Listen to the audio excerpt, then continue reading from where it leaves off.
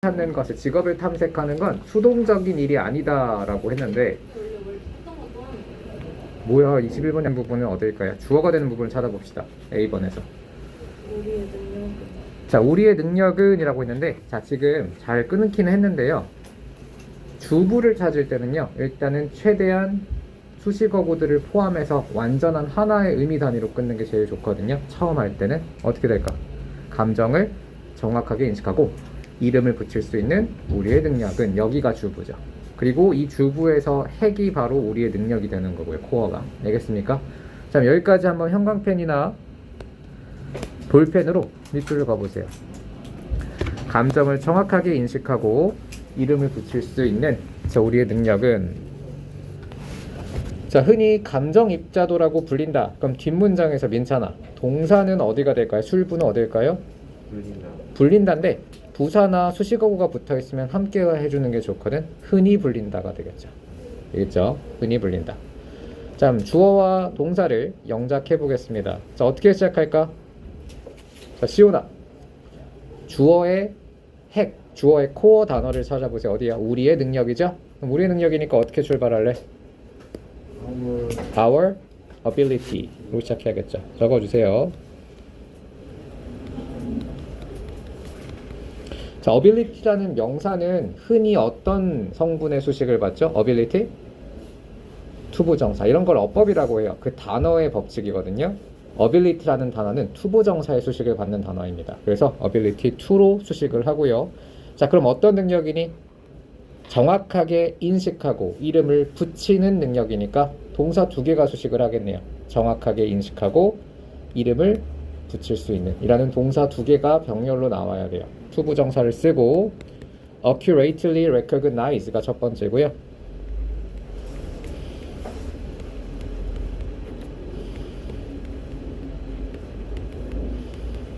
자 그리고 그다음 병렬이죠. and 이름을 붙이다라는 동사가 어디 있습니까? 보기 단어에서 label이라고 있죠. 라벨, label, and label.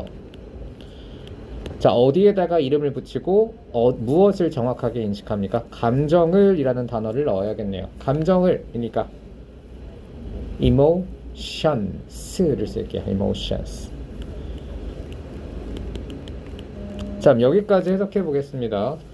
자 우리의 능력은 정확하게 인식하고 감정에 이름을 붙일 수 있는 우리의 능력은 자 주어 나왔고 동사는 흔히 불린다 였으니까 주어가 사물이면 동사는 BPP가 일반적이라고 했지.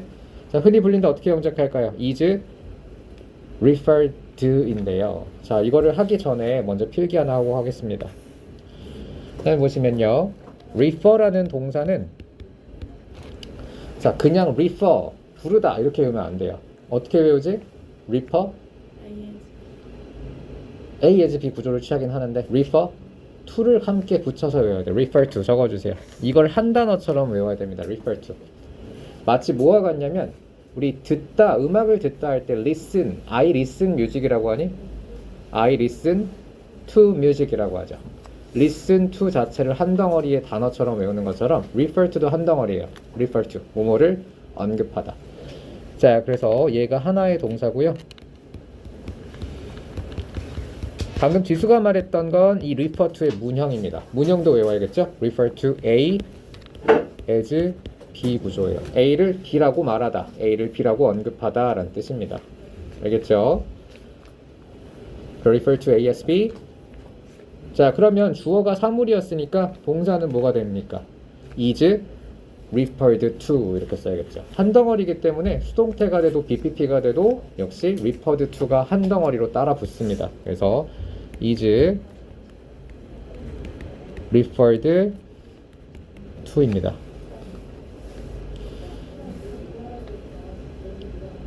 자 그러면 언급됩니다 라고 썼고요.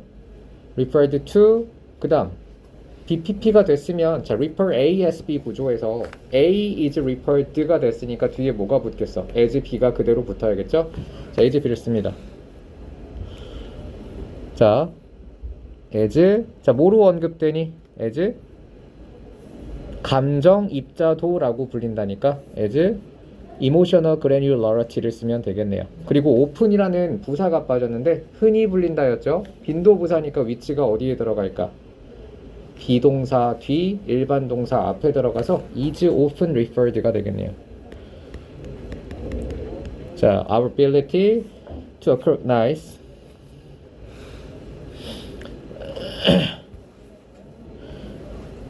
The ability to recognize and label emotions is often referred to as 뭐라고 불린다고? Emotional granularity. 자, granularity는 좀 어려운 단어네요. 이거 과학 용어거든요. 입자도가 뭐야, 민찬아? 입자도. granularity. 입자의 크기를 말하는 정도입니다. 입자의 크기의 정도를 입자도라고 해요.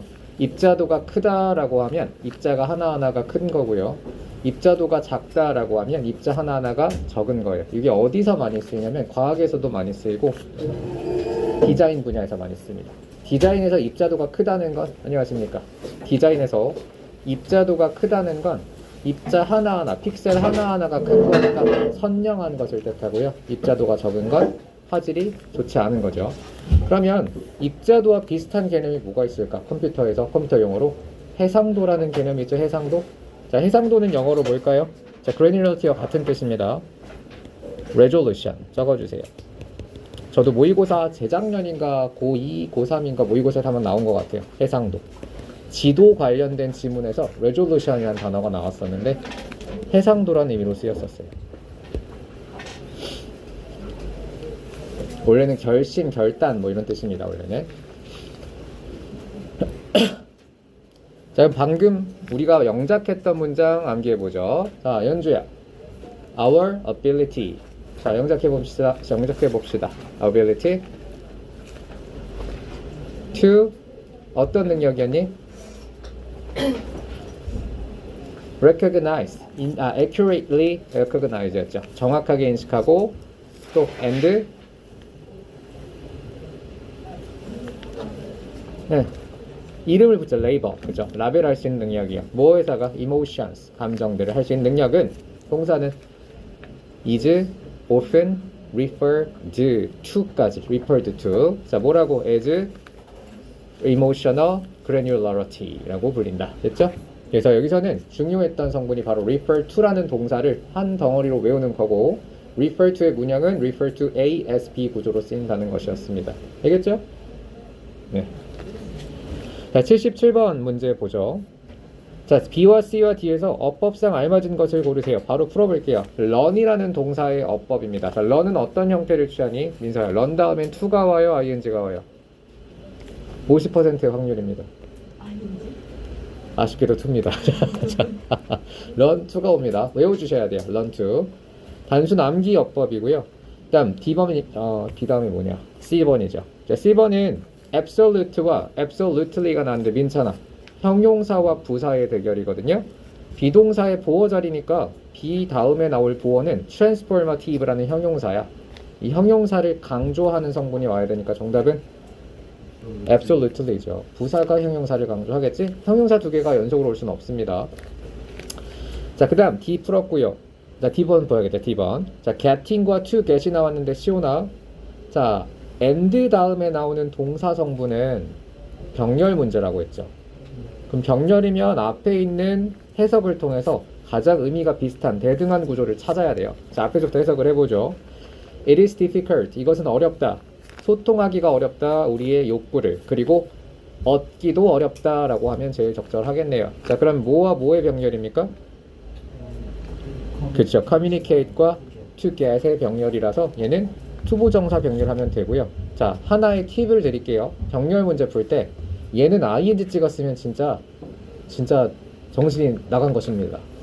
병렬인데 앞에 ing가 없잖아요. 어떻게 ing가 병렬이 되겠어? 앞에 없는데. 안 그래? 그래서 병렬 문제에서 앞에 성분이 최소한 ing가 없으면 and 다음엔 ing가 올 수가 없어요. 알겠죠? 자, 이렇게 푸셔도 될 수는 있을 겁니다. 그래서 정답은 to get입니다. 이건 정말 상식이죠. 자, we need from others. 우리가 다른 사람에게서 필요한 이것을 얻기도 힘들다라고 했는데, 자, B번을 채워볼 건데요. 대문자 B.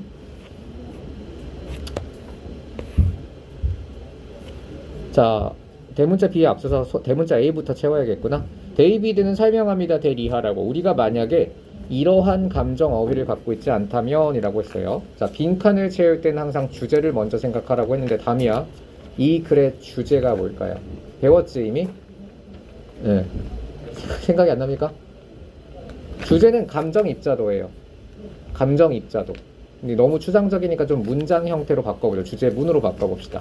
감정 입자도가 뭐라고 했죠? 첫 번째 문장에서 정의했는데. 감정에다가 감정을 인식하고 감정을 이름으로 만들어내는 능력이에요. 좀 쉽게 패러프레이즈 해보자. 자, 예원아, 감정 입자도를 쉽게 쉬운 말로 쉬운 용어로 풀어서 설명해 보세요. 감정 입자도가 뭐예요? 예, 감정을 언어로 표현하는 능력이에요. 내가 느끼는 감정을 정확한 언어로 표현하는 능력이 감정 입자도인 거죠. 자, 그러면 이 글은 감정 입자도에 대한 글이고요. 자, 그리고 첫 번째 문장 다음에 하버드 교수님이 말했다라고 했지. 똑똑한 사람이야, 멍청한 사람이야? 똑똑한 사람이 교수님이 연구하거나 반론을 제기하지 마세요. 교수님이 연구하거나 어떠한 연구 결과가 나오면요, 이건 무조건 진실이에요. 무조건입니다. 모의고사에서는 그래요. 특히나 하버드 교수님이니까. 근데 대다수의 사람들이 생각하는 거 혹은 대다수의 사람들이 말하는 건 가짜일 혹은 잘못됐을 확률이 높고요. 이런 권위 있는 사람이 얘기하는 건 진실로 받아들이셔야 됩니다.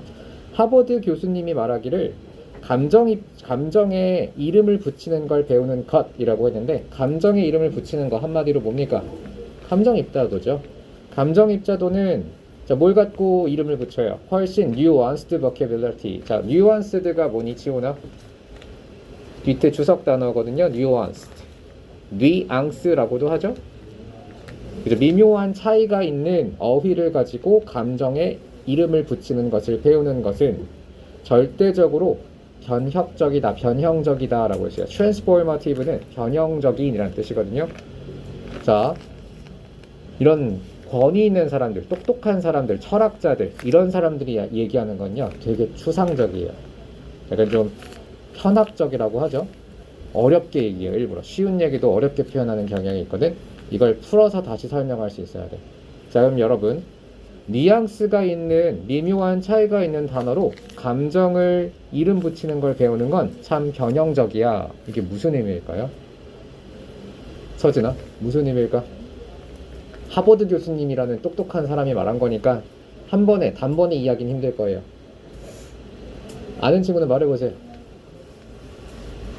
감정 입자도를 배우는 건 참 변형적이다. 절대적으로 변형적이다. 이게 무슨 의미일까요?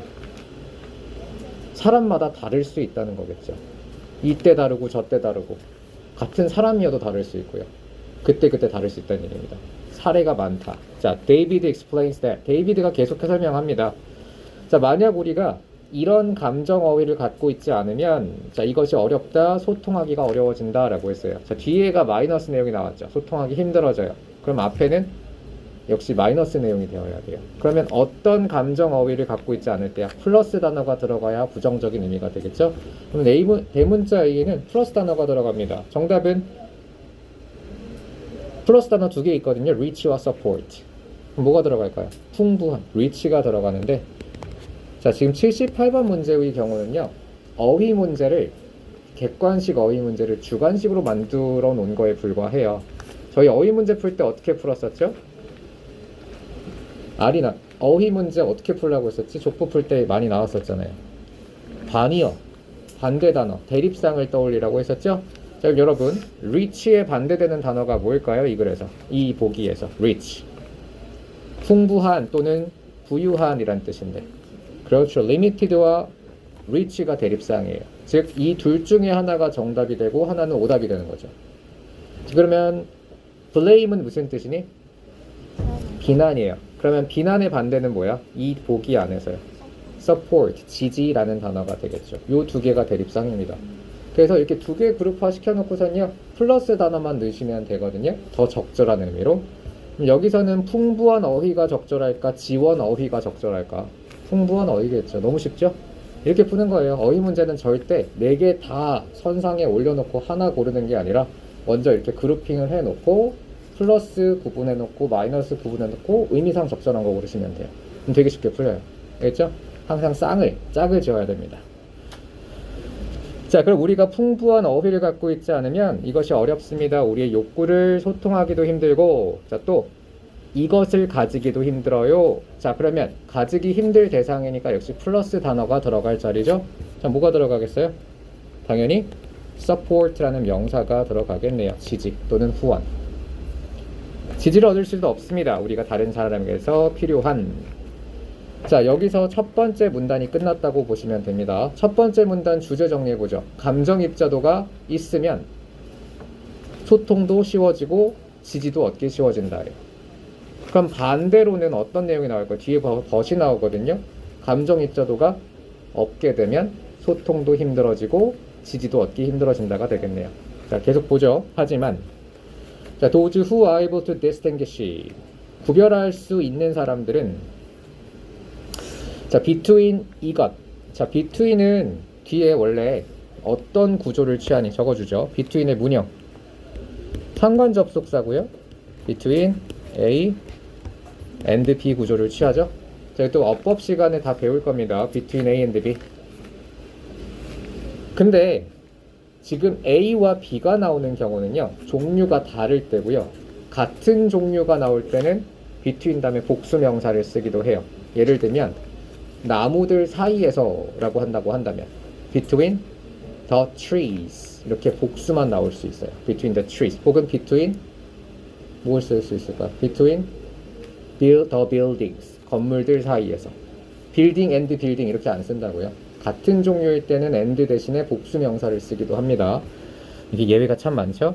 여기서는 같은 종류의 명사가 나왔기 때문에 various emotions라는 복수 명사만 나왔어요. A and B 구조가 아닙니다. 그럼 여기서 뭐가 들어갈까요? between 다음에 명사를 꾸며야 되는 성분이 들어가게 되겠죠. C번에. 자, 뭐가 들어갈까? 이거는 답을 미리 알려드릴게요. 내신은 미리 공부하는 거니까 많은 이란 뜻의 형용사가 들어가야 되거든. 많은. 앞에서 한번 배웠을 텐데 많은 이란 단어를 영작해보죠. 세 단어입니다. 어떻게 쓸까요? 세 단어. 감도 안 잡히죠. 그냥 알려드릴까요?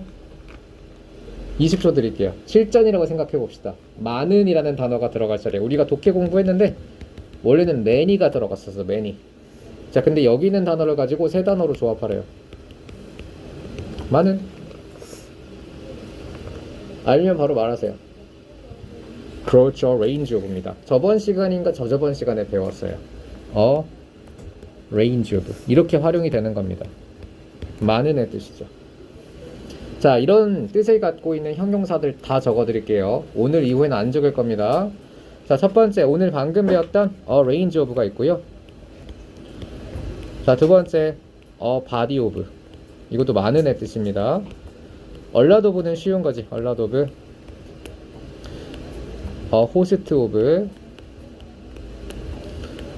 a collection of. a set of, a group of, a number of,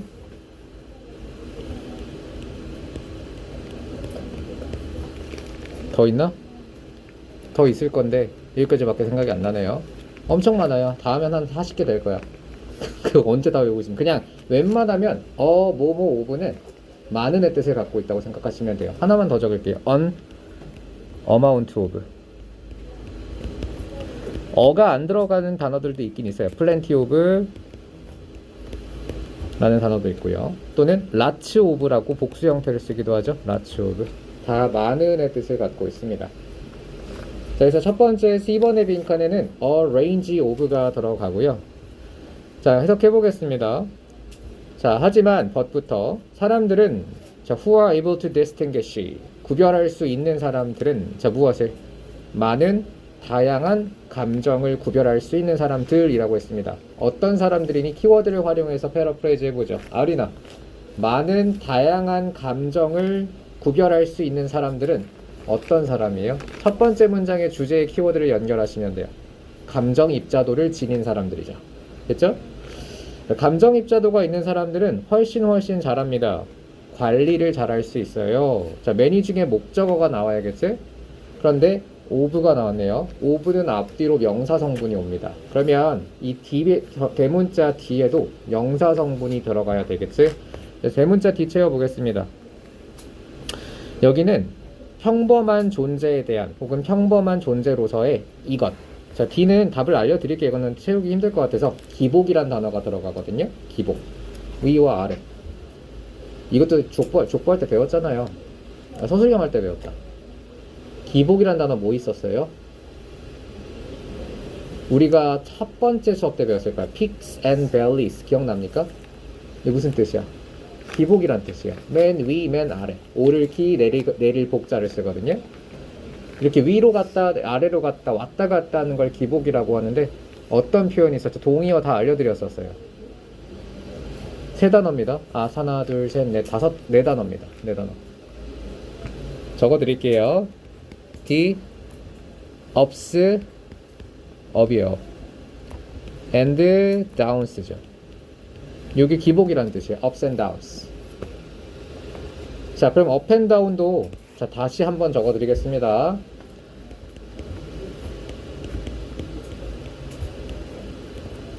기복이고요. 우리가 배웠던 peaks and valleys도 많이 써요. peaks and valleys. 자, 그리고 또 아는 거 있습니까 혹시? 그때 적어드렸던 것 중에 fluctuation. 이건 그냥 기복이란 단어고요. 변동이란 뜻입니다. 과학에서도 많이 쓰이는 용어예요. fluctuation. 변동. 자, 그리고 뭐 high and low 같은 단어도 있고요. 높고 낮음. high and low. 마지막 twist and turns입니다. twist and turns. 얘는 문학 같은 이런 문학 작품 같은 데서 많이 쓰이는 용어인데요.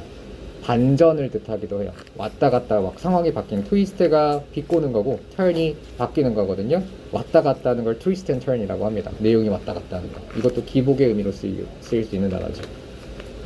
twist and turns. 됐죠? 자, 그러면 기본을 넣어서 해석을 다시 해보겠습니다. 하지만 자, 다양한 여러 감정들을 구별할 수 있는 사람은 do much better, 훨씬 잘 할 수 있습니다. 관리를. 평범한 존재에 대한 이것, 기복을 잘 관리할 수 있어요. 자, 그 다음 누구보다, 사람들보다, 모든 것을 바라보는 사람들보다. 자, 2번을 채울 건데요. 자, 2번은 남은 단어만 가지고 채우면 되는데 답을 알려드릴게요. in black and white입니다. 2번 이렇게 즉석에서 맞추는 문제라기보단 내신형 문제예요. 들어갈 단어를 미리 알고 푸는 게 좋습니다. in black and white. 자, 그럼 흑백 안에서 모든 것을 바라보는 사람이라고 했는데 흑백 논리를 의미하거든요. 흑백 논리가 뭐니 서진아?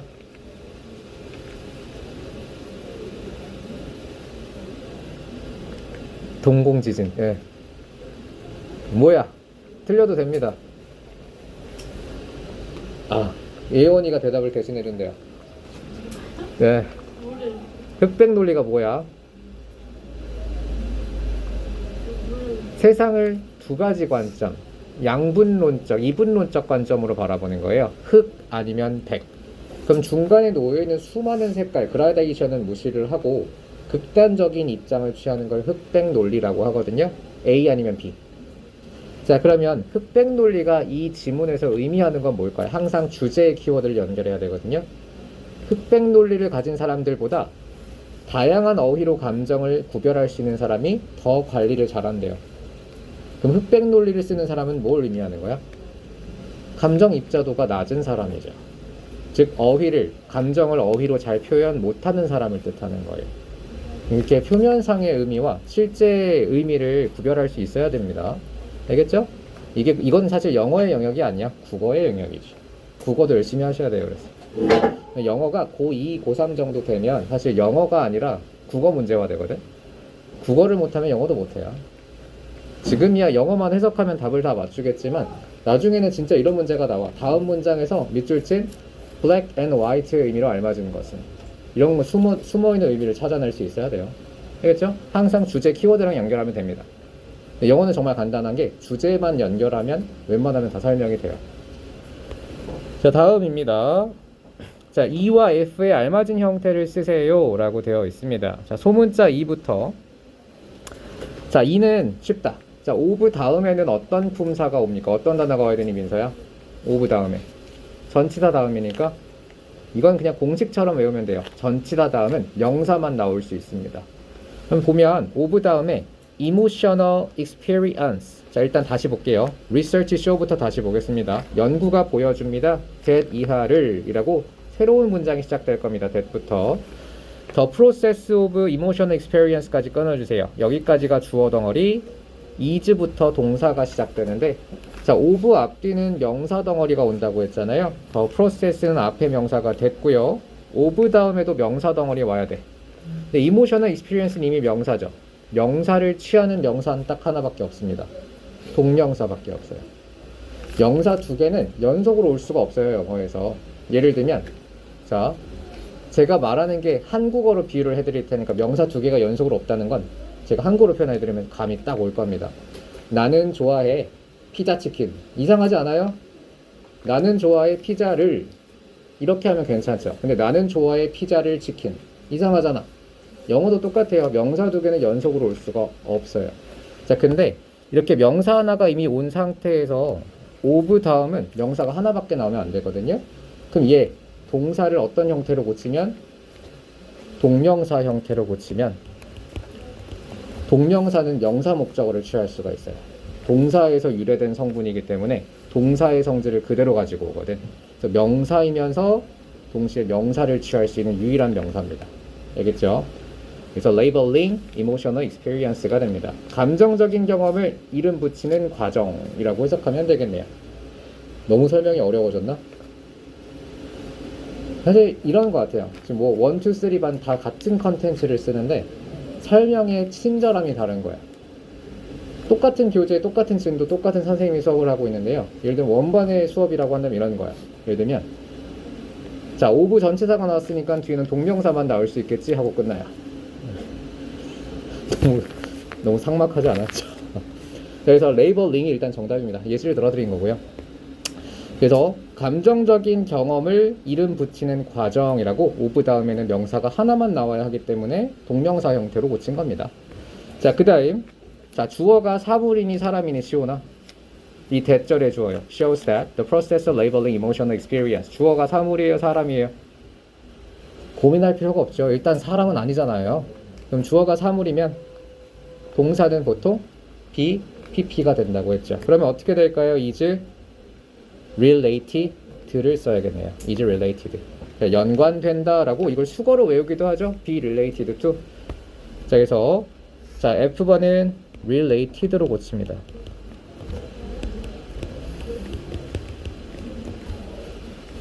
그쵸? 자, 연관됩니다. 자, 더 큰 감정에 연관됩니다. 자, 그 다음 G번을 채울 건데요. 자, 더 큰 감정에 이것으로 연결된다 라고 했어요. 자, G번에 자, 보기를 보죠. Control over something. 뭔가에 대한 통제. 특별히 법에 의한 통제라고 했습니다. 룰은 법이란 뜻이에요. 규칙. 자, 뭔가를 법으로 강력하게 통제하는 걸 R로 시작하는 명사 뭐 있죠? 통제, 규제.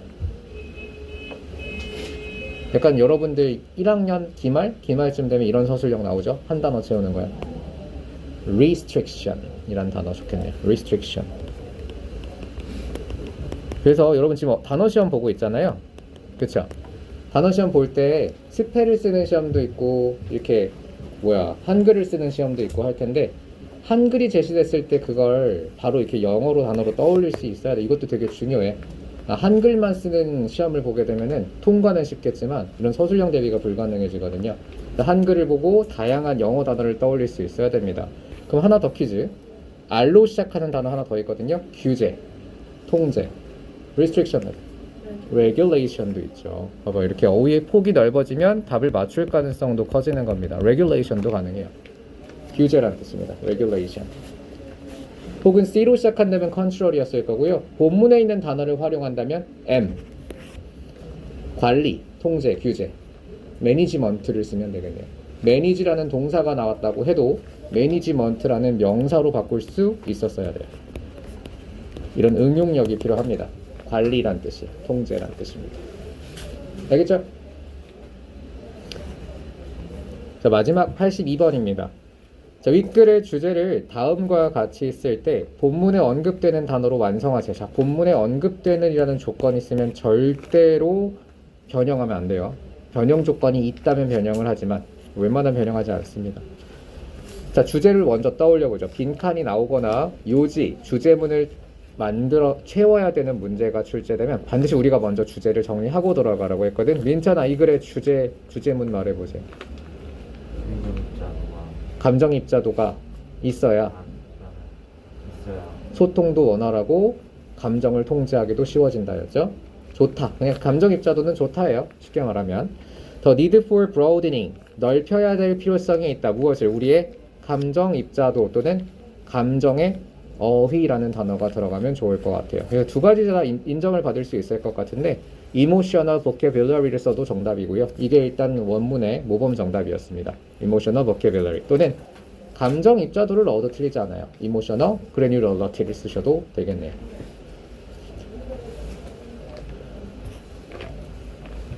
단 절대 변형하면 안 됩니다. 자, 그럼 24번은 숙제인데 한 문제만 풀어드릴게요. 83번 문제 봅니다. A와 D에 들어갈 말을 보기에서 각각 고르세요 라고 했습니다. 자, 그럼 어떤 능력이었죠? 우리의 능력, 아까 영작했었던 내용이지? 정확하게 인식하는 능력이었으니까 accurately가 들어가겠죠. 자, 여러분, 어휘 문제는 이렇게 기억나면 바로 풀면 되고요. 만약 실전형으로 출제가 됐거나 아니면 변형이 심하게 일어난 문제의 경우에는 우리가 즉석에서 풀어야 되잖아. 자, 그럼 accurately와 대립상은 뭡니까?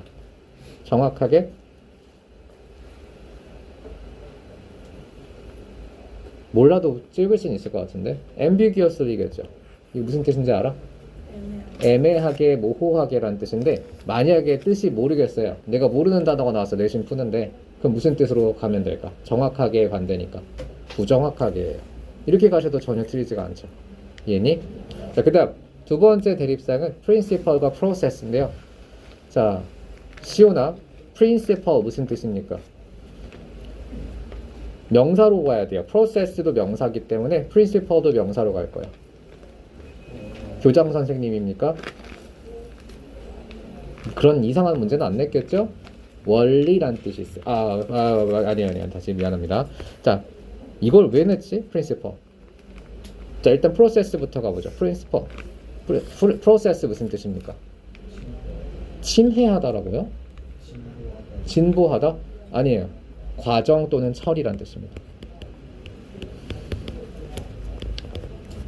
자, principal은 대장 혹은 교장이란 뜻이 있고요. 또 아는 거 말해보세요. 이건 기본 관리? 원리는 principal. 자, 비슷하게 생겼죠. 이건 저도 왜 넣는지 모르겠어요. 이건 주요한이란 뜻이에요. 그냥 비슷하게 생긴 단어로 내고 싶었던 것 같아요. PR로 시작하니까 비슷하게 생긴 걸로 내고 싶었던 것 같습니다. 근데 이거는 좀 문제가 있는 것 같아요. 단위어 구도가 아니기 때문에 일반적인 문제는 아닙니다. 자, 일단 A번에는 accurately가 들어가고요. B번에는 뭐가 들어가죠? D. 우리가 봤던 단어가 아니잖아요. ambiguously는. principal은 본 단어가 아니잖아요. 방금 공부하면서. 봤던 거인 process가 들어가겠죠. 감정을 경험하는 것에다가 감정 경험에 이름을 붙이는 과정은이라고 process가 들어가면 되겠네요.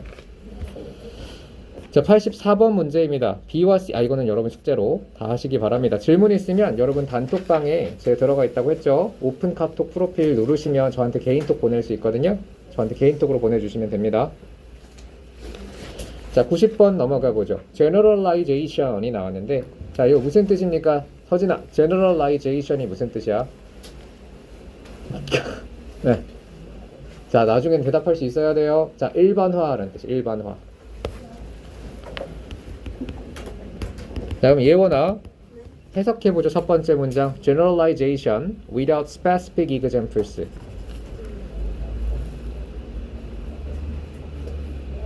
특정한이라는 뜻이죠. 특정한 혹은 구체적인 예시가 없는 일반화는 이라고 했어요. 자, 그냥 여러분 일반적으로 그냥 통념적으로 일반화라고 하면 긍정의 개념이니 부정의 개념이니? 보통 안 좋게 얘기를 하죠. 일반화 시키지 마, 막 이런 말 하잖아요. 나는 특별한 사람이야. 일반적인 일반화 시키지 마, 이런 말 많이 하잖아요. 보통은 이제 마이너스의 개념으로 인식이 되는 단어입니다. 자, 구체적인 예시가 없는 일반화는 주어가 나왔고요. 주어가 나왔으면 그 다음 뭐가 나와야 되지? 동사가 나와야 돼요. 항상 주어 나오고 동사를 찾습니다. 그래서 주부는 어딥니까? generalization without specific examples고요. 동사는 시선을 넓게, 시야를 넓게 가져보세요. 어디 있어요, 동사? is, or 여기 부분이 동사가 되겠죠? 이제 is가 나왔으니까요. 비동사는 빼박 동사입니다. 비동사잖아요. 동사예요. 자, 그러면 주어와 동사 사이에 있는 모든 어구들은 다 뭐가 된다고? 수식이 돼야 돼요. 혹은 부사로 날아가야 돼요. 꾸며줘야 된단 말이죠. 그럼 that과 what 중에 꾸미는 기능을 하는 건 뭐니? 민찬 아까 질문했던 거는 that이죠. what은 명사예요. 이게 만약에 what humanized writing 이라는 명사 덩어리가 된다면 주어 명사 하나 나오고 또 명사가 나오는 명사 두 개가 돼버리는 거죠. 아까 명사 두 개 연속 못 넣는다고 했잖아요. 그래서 하나의 명사가 나왔다면 그 다음은 수식어구로 만들어 버려야 돼. 그래서 that을 고르는 게 정답이겠네요.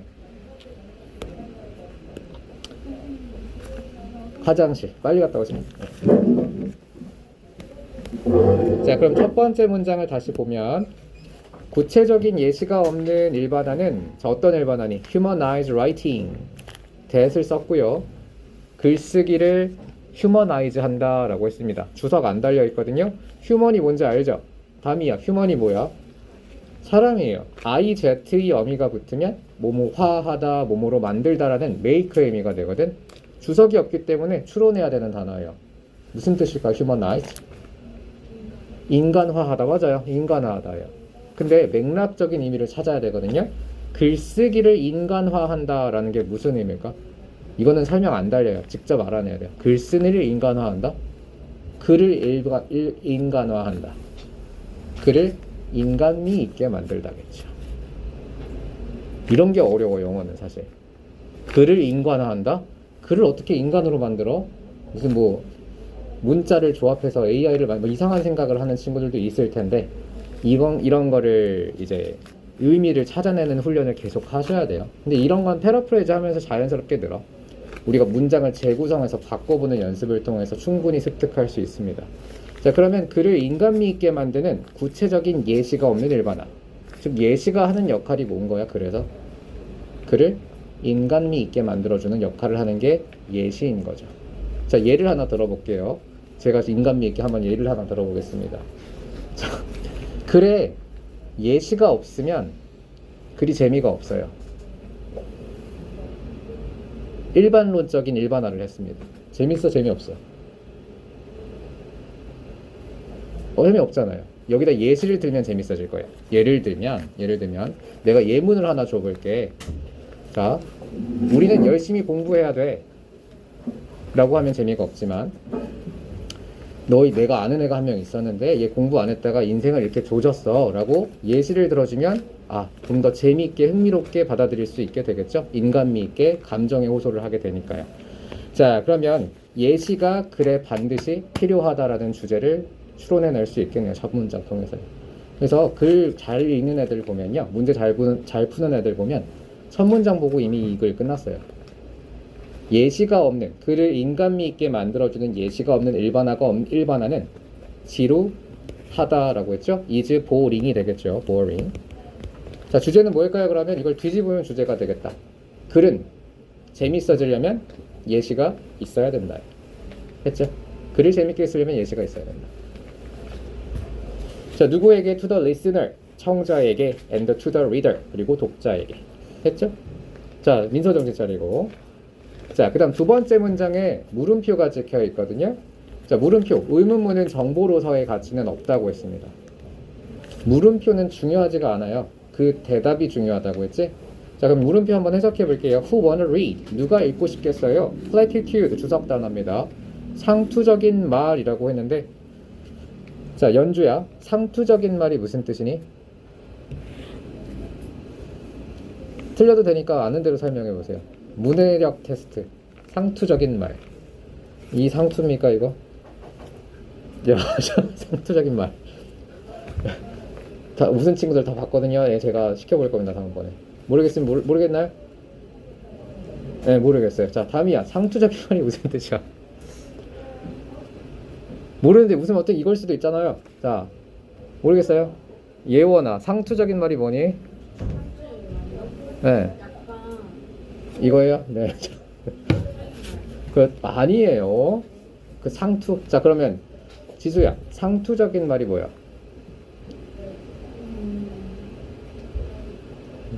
모르겠어요? 정확하게 모르겠어요. 자, 민찬아, 너 요새 이런 거 많이 하잖아. 어근 찾는 거. 상투적인 말이 무슨 뜻이니? 전문가니까 할 수 있겠다, 야. 어? 지루한 말? 아니. 근데 틀렸긴 했는데 맥락적으로는 그렇게 해석을 하는 게 맞았어요. 지루하고 재미없는 말로 받아들여야 돼. 상투적인 말. 이 글에서는요. 그래도 잘 했습니다. 원래 의미는요. 상투적이라는 건 뻔한 말을 뜻해요. 뻔하고 많이 사람들이 많이 쓰는 말을 상투적이다라고 하거든요. 흔하고 뻔하고 많이 쓰는 말을 상투적이라고 하는데 이 글에서는 지루한 말이에요. 좀 더 구체화시킨다면 예지가 없는 말이에요. 됐습니까? 그래서 이 글에서 플래티튜드는 구체적 예지가 없는 재미없는 말을 뜻합니다. 지루한 말. 알겠죠? 이걸 연결해낼 수 있어야 돼요. 이게 보여야 돼. 나중에. 그래서 항상 첫 번째 문장에 주제문이 나오면 두 번째, 세 번째, 네 번째 문장은 무조건 그 주제문이랑 연결해서 해석하는 습관을 들여야 돼. 그러면 이 글은 끝난 겁니다. 어떤 문제를 내든 다 맞출 수 있어요. 자, B번 다시 해볼 건데 누가 상투적인 말을 읽고 싶겠어요? 라고 질문을 던졌고요. 문장 끝났기 때문에 B에는 부사만 들어갈 수 있어요. 이건 답 알려드릴게요. all day, 하루 종일이란 단어 들어갑니다. all day. 누가 하루 종일 뻔한 말, 상투적인 말만 듣고 싶겠어요? 라고 질문 던졌습니다. 자, 근데 대답이 안 나오거든요. 질문을 던져놓고 대답이 없다는 거. 국어에서 여러분 국어 공부 열심히 하고 있잖아요. 이걸 뭐라고 부르지? 대답을 요구하지 않는 질문. 어떤 표현이에요? 이게 설의법 들어봤어? 설의법. 설의법이 뭔데? 대답이 정해져 있는 질문이에요. 예를 들면 누가 도대체 하루 종일 상투적인 말을 듣고 싶겠어요? 라는 질문은 어떤 대답을 하기 위한, 어떤 대답을 요구하기 위한 유도 질문입니다. 아무도 상투적인 말을 좋아하지 않아요. 듣고 싶어 하지 않아요. 라는 질문. 대답이 정해져 있죠? 그래서 애초에 대답이 나오지 않을 겁니다. 이런 의문문의 경우에는. 다음, who wanna hear. 역시 설의법이고요. 누가 듣고 싶겠습니까? 훌륭한, 더 훌륭한, 최고의 smartest, 가장 똑똑한 finest, 가장 섬세한, 그리고 인간적인, 그리고 and on and on and on. 이거는 계속 또 계속 이런 뜻입니다. on and on and on. 구체적인 예시도 없이 누가 이런 뻔한 상투적인 플래티튜드들을 계속해서 듣고 싶겠습니까? 라고 했네요. 역시 대답은 안 나올 겁니다.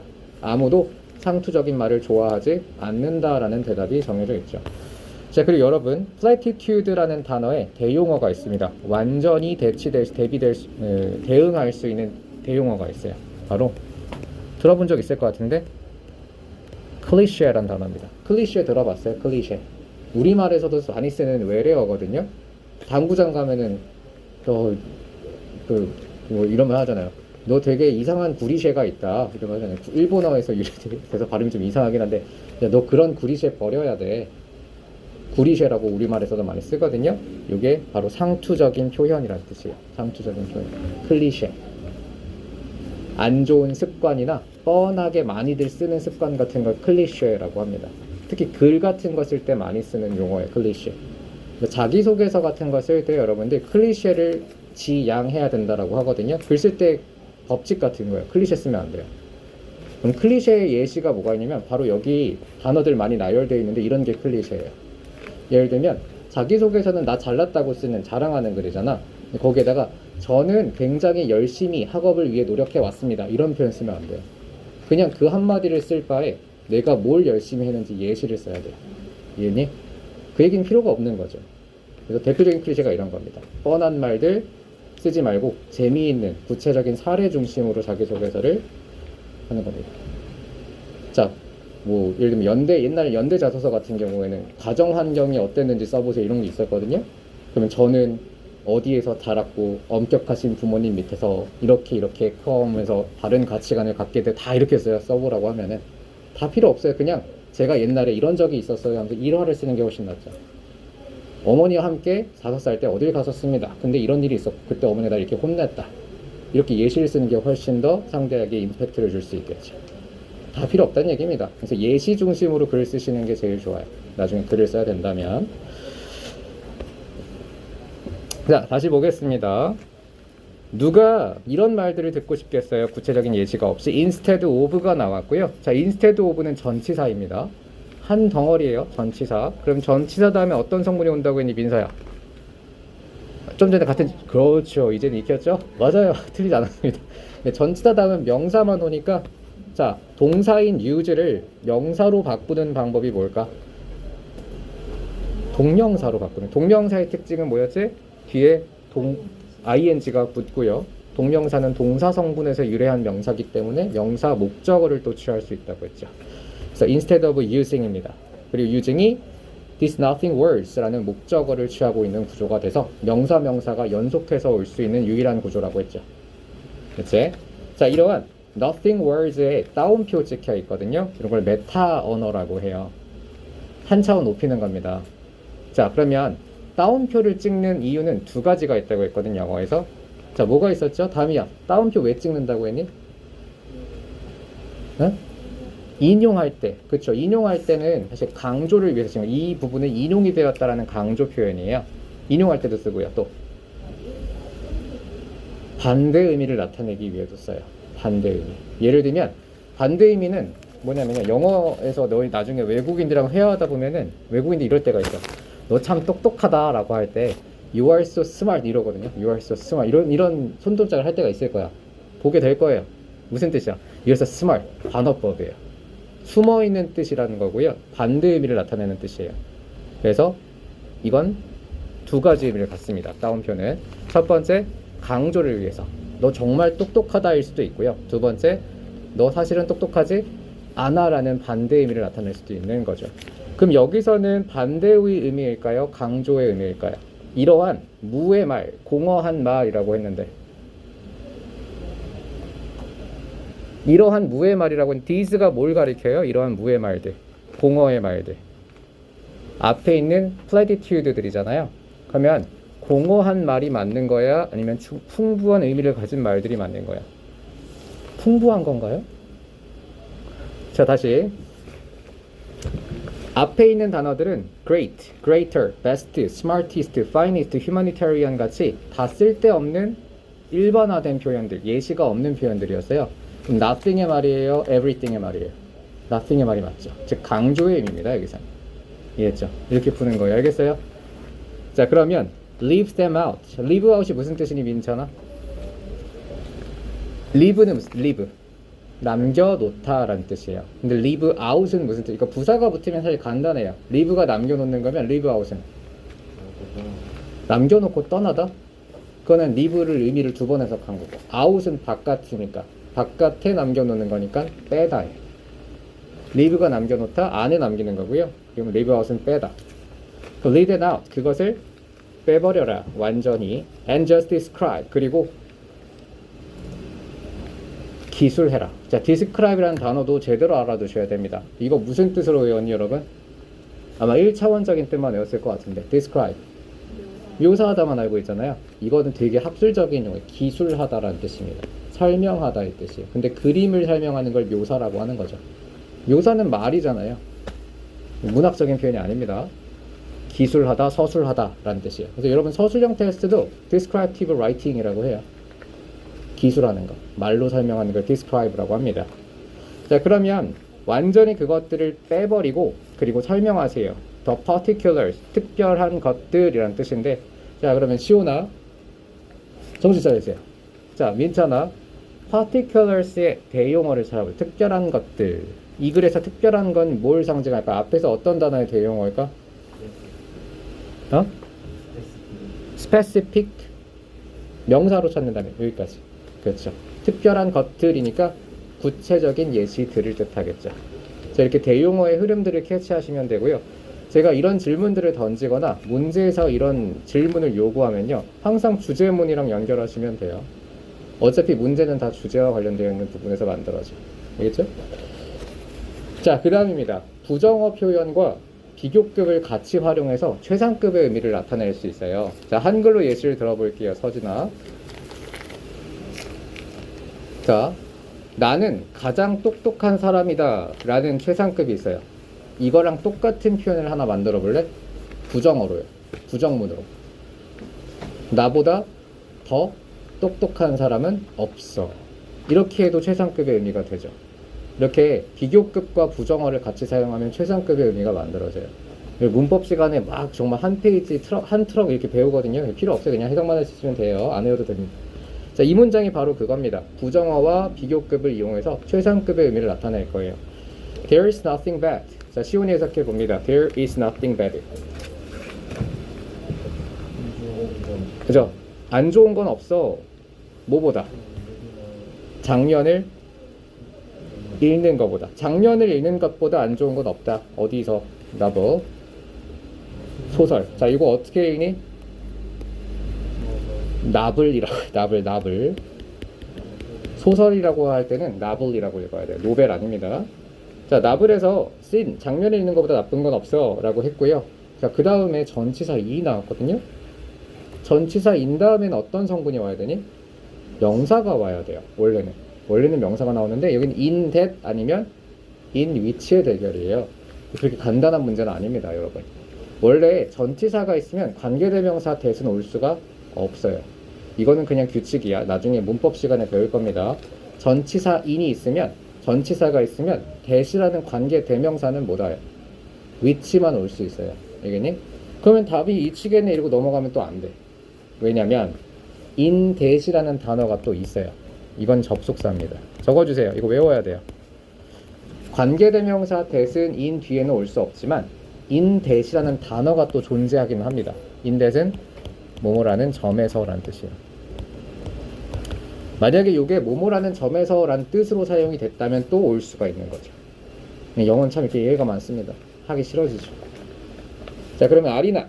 자, in that이 뭐뭐라는 점에서니까 이 문장 해석해 볼게요. 자, in that 뭐뭐라는 점에서로 해석해 볼까요? 주인공이 묘사된다는 점에서.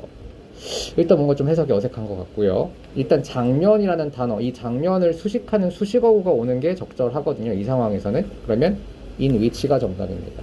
그래서 in which고요. 뒷문장 완전한 문장으로 앞을 꾸며야 되겠죠. 자, 어법 시간에 문법 시간에 배울 겁니다. in which는 완전한 뒷문장으로 앞에 있는 명사 꾸미는 기능을 해요. 그러면 주인공이 묘사되는 장면. 자, 어떻게 묘사됩니까? 소문자 이 채워보죠. 대놓고 라는 표현이 들어가서 upfront가 들어가요. 앞에서 대놓고 upfront. 주인공이 대놓고 묘사돼.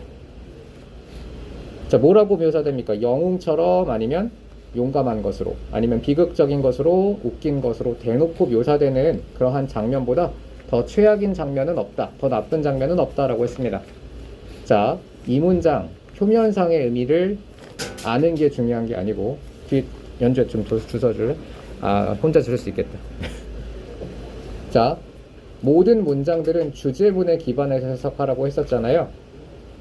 자, 그러면 민찬아, 주인공을 대놓고 나쁘다라고 묘사하는 장면보다 더 나쁜 장면은 없다. 이게 무슨 의미니? 주제문의 키워드를 활용해보세요.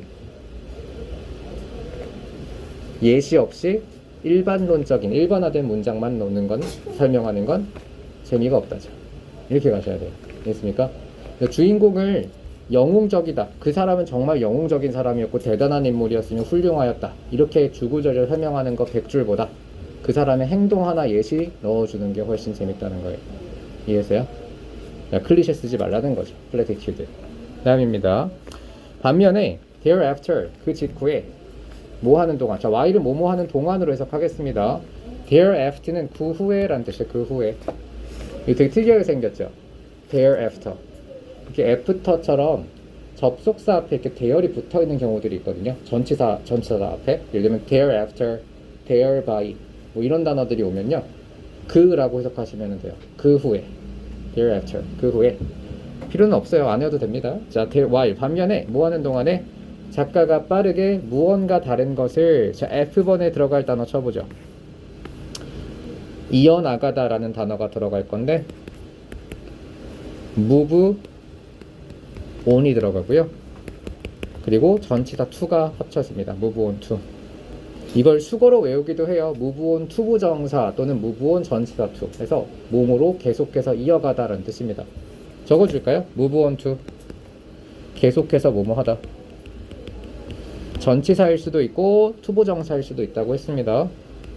얘랑 똑같은 수거가 하나 더 있어요. 뭐 있을까? move를 어떤 단어로 바꾸면 같은 의미게? go예요. go on to도 같은 의미입니다. go on to. 지금 문제로 나왔다는 건 하나하나가 서술형 포인트가 될 수 있다는 거거든요. 이런 거 나올 때마다 외워주셔야 돼요. go on to 부정사, move on to 부정사 또는 move on 전치사 to, go on 전치사 to. 알겠지 서진아? 너무 긴장할 틈을 안 주지. 나만큼 이름 많이 불러주는 수업 없죠? 아닌가? 선생님들도 많이 부르시나? 부르시니? 아, 물어보는 거야. 혼내는 게 아니고. 안 불러? 그래요? 그럼 예원이 자, 졸려 보여서 계속 부르고 있습니다. That's no good, no good at all 이라고 했는데, 자, 이 at all이라는 표현은요 부정어 강조 부사예요. 부정어를 강조할 때 뒤에다가 at all을 많이 붙입니다. 전혀, 완전 뭐 이런 뜻이에요. 완전. 자, That's no good, no good at all. 전혀 장점이 없다, 좋은 점이 없다라고 했고요. 자, 그러면 여기도 해석해보죠. 반면에 뭐 하는 동안 작가가 계속해서 뭔가로 이어나가는 동안 그 인물에 대해서 기술만 계속하는 거는 최악인 게 없다, 더 최악인 건 없다라는 거죠. 계속 뻔한 얘기만 하면서 소설이 나가는 건 재미가 없다는 얘기예요. 알겠습니까? 네, 주체적인 예시를 많이 넣어라. 자, 마지막 문장입니다. You have to use, 너는 사용해야 합니다. less one word가 나왔는데, 자, less가 무슨 뜻이야? 더 적은 이라는 형용사죠. 여기서 one word descriptions 네모 쳐보세요. 그리고 more detailed부터 description까지 여기 또 한 단어입니다. 여기도 네모 쳐보세요. 자, 두 가지 대비되는 개념이 나왔는데요. 자, there's no good at all. 자, 이 당신은 사용해야 합니다라고 have to 혹은 should, must가 들어가면 요지가 됩니다. 이 글의 요지, 중심 생각이 돼요. 자, 주제는 뭐였지? 주제문은 뭐야? 예시가 있어야 재미있는 글이 된다 였어요. 혹은 예시가 없으면 재미없는 글이다 라고 했습니다. 요지나 주장이라는 건 생각이 들어간다고 했죠. 생각이 들어가니까 명령문의 형태가 되는 경우가 많아요. 그럼 뭐 해야 돼? 글에는 반드시 설명을 빼고 예시를 넣어야 된다. 이게 되면 주장 문제 또는 요지 문제가 만들어지는 거야. 알겠습니까? 자신의 주관이 들어가면 되거든요. 당신은 사용해야 합니다. 더 적은 이것을 사용해야 된다고 했는데, 더 많은 이것을 사용하고 더 적은 이것을 사용해. 그러면 one word description은 뭘 의미하는 거니? 일반화. 그렇죠. 일반화된 단어 또는 일반화를 의미하는 거고요. 일반화된 문장. 그리고 훨씬 자세하고 매력적인 설명은 뭘 의미하는 거예요? 그렇죠. 구체적인 예시가 되는 거죠. 그러니까 descriptions라는 단어를 중복해서 써버리니까 혼란스럽죠. description은 나쁜 거 아니었나? 라고 생각하기 쉬운데 앞에 형용사 붙은 게 훨씬 상세하고 매력적이라는 형용사가 붙으면서 이 뒤에 있는 descriptions는 사실 example을 의미하게 되는 거죠. 이런 게 함정 문장이에요. 함정 문장. description 나쁜 거라고 생각했을 테니까요, 지금까지. 근데 마지막에 한번 풀어버린 거지. 이해죠? 그래서 요거는 예시와 일반화된 문장 두 개를 의미하는 상징어들입니다. 자, 마지막에 D번을 채울 건데요. 대문자 D는 알맞은 표현이 맞게 쓰세요 라고 했습니다. 이거는 한글 문장이 제시되지 않기 때문에 난이도 상입니다. 처음에 어떻게 시작할까요? 접속사가 있으면 접속사로 시작하면 좋겠다. 문장이 끝났으니까. if죠. 몰라도 할 수 있을 것 같은데요. 주어는 뭘까요? 웬만하면 사람을 쓰는 게 좋습니다. if you. 만약 너가.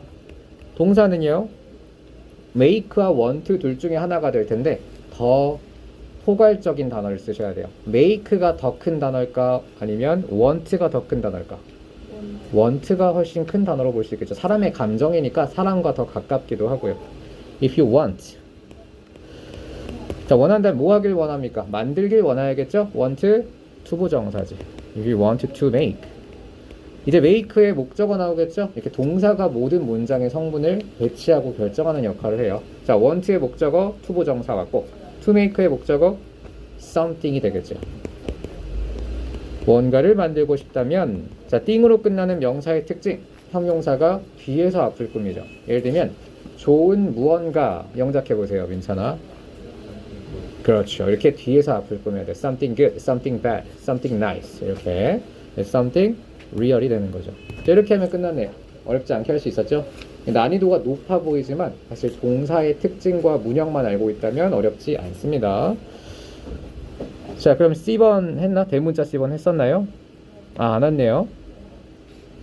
자, 대문자 C에서 어색한 부분을 찾아보래요. There is nothing bad than reading a scene in a novel. 자, 그 다음 여기 대문자 C에서 틀린 부분은 뭘까요?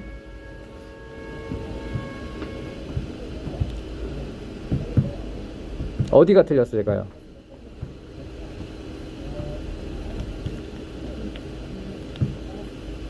There is nothing bad than reading a scene.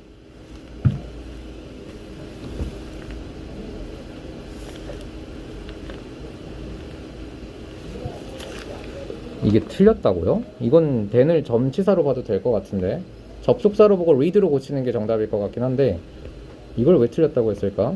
There is nothing bad than reading a scene. 잠깐만요.